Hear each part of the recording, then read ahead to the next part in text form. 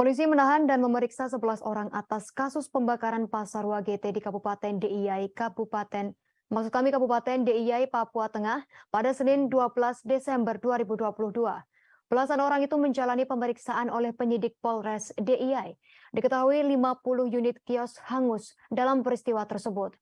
Kabid Humas Polda Papua Kombes Ahmad Mustafa Kamal mengatakan selain 11 orang, polisi juga sudah memeriksa beberapa saksi.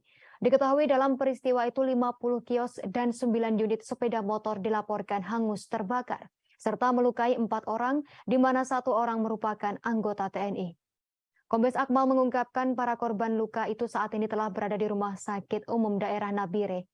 Sementara Forum Komunikasi Pimpinan Daerah Kabupaten DIY telah bertemu dengan tokoh masyarakat untuk membahas peristiwa pembakaran tersebut.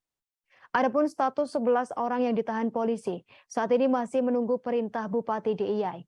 Namun mantan Kapolres Halmahera Selatan tersebut mengatakan 11 orang itu bisa lepas apabila terbukti tak bersalah. Kamal mengimbau kepada seluruh masyarakat agar tak terpancing isu yang tak benar. Terima kasih sudah nonton. Jangan lupa like, subscribe, dan share ya.